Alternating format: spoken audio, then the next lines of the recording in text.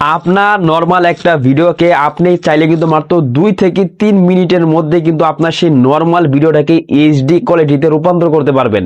আমরা 99% লোকই কিন্তু মোবাইল দিয়ে ভিডিও শুট করি এবং সেই মোবাইল দিয়ে কিন্তু ভিডিও এডিটিং করি। মোবাইলের ক্যামেরা যেহেতু ওরকম ভালো নয়, তারপর আবার দেখা যায় ভিডিও এডিটিং করার পর কিন্তু ভিডিওর কোয়ালিটি কিন্তু ওরকম কিন্তু ভালো থাকে না।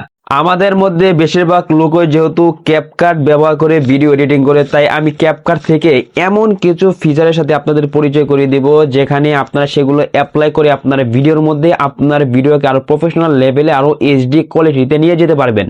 তাহলে চলুন কথা বেশি না বলে ভিডিওর মূল পর্বে চলে যাওয়া যাক। যারা চ্যানেলের নতুন দর্শক আছেন অবশ্যই কিন্তু চ্যানেলটিকে কিন্তু সাবস্ক্রাইব করে দিবেন, যাতে এইরকম কোয়ালিটির গুরুত্বপূর্ণ ভিডিওগুলো আপনার আর কখনোই মিস না হয়ে যায়।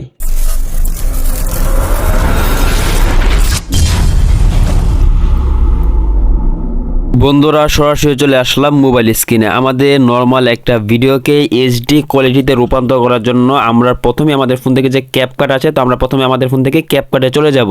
আমরা আমাদের ফোন থেকে ক্যাপকাটে আসার পর এখান থেকে দেখে নিউ ভিডিও রয়েছে, এর মধ্যে ক্লিক করে এখান থেকে আপনাদের কিন্তু গ্যালারিটা শো হয়ে যাবে। এখান থেকে আপনারা যে নর্মাল ভিডিওটাকে এইচডি কোয়ালিটিতে রূপান্তর করতে চাচ্ছেন, এখান থেকে সেই ভিডিওটার উপর ক্লিক করে এখান থেকে দেখেন এইচডি লেখা আছে, এটার মধ্যে ক্লিক করে দিবেন। অথবা দেখবেন নিচে অ্যাড লেখা আছে, এটার মধ্যে ক্লিক করবেন। অবশ্যই এখান থেকে এইচডির মধ্যে ক্লিক করে টিক মার্কটা ওঠানোর পর কিন্তু অ্যাডের মধ্যে ক্লিক করবেন। তাহলে আমাদের ভিডিওটা কিন্তু এডিটিং এর সাইডে কিন্তু নিয়ে আসবে। এবার এখান থেকে প্রথমেই আমাদেরকে ভিডিওর মধ্যে ক্লিক করে আমাদের ভিডিওর যে অতিরিক্ত অংশটুকু আছে, অবশ্যই আমরা প্রথমে কিন্তু অতিরিক্ত অংশটুকু এখান থেকে কেটে নিব।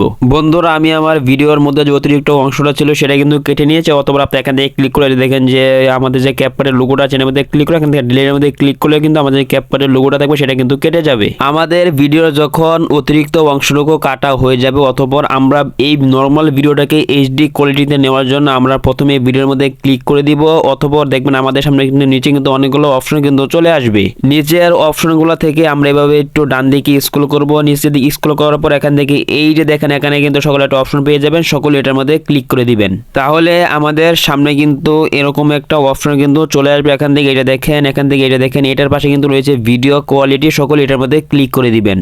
এবার এখান থেকে এটা দেখেন সবার প্রথমে যে এইচডিটা রয়েছে এটার মধ্যে ক্লিক করে আপনার এখান থেকে যেটা এভাবে যদি কম থাকে তাহলে এটা টেনে ধরে আপনাকে পুরোপুরি এখান থেকে এই যে এটা লেখা আছে সকলে এটা পর্যন্ত পরিপূর্ণভাবে করে দিবেন। তাহলে কিন্তু এখানে কিন্তু দেখবেন আপনাদের কিন্তু এরকম ভিডিও এইচডি কোয়ালিটির কাজ কিন্তু শুরু হয়ে যাবে। এখানে আপনাদেরকে কিছু সময় ওয়েট করতে হবে, তো এখানে আপনারা কিছু সময় ওয়েট করে নেবেন। যখন আপনাদের পরিপূর্ণ করা হয়ে যাবে তখন আপনারা এটা দেখতে পাবেন ভিডিওর উপর কিন্তু এইচডি লেখাটা কিন্তু চলে আসবে।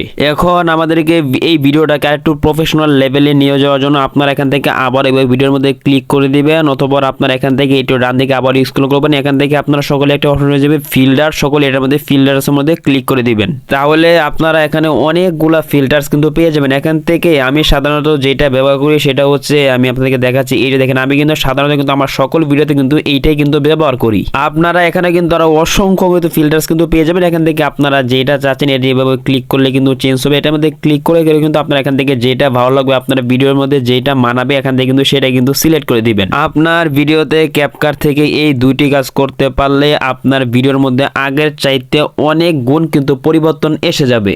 বন্ধুরা, ভিডিওটা যদি উপকার এসে থাকে অবশ্যই কিন্তু ভিডিওতে একটা লাইক করতে ভুলবেন না। তো দেখা হচ্ছে পরবর্তী কোনো ভিডিওতে। আজকের মতো এখানে বিদায় নিচ্ছি। আসসালামু আলাইকুম।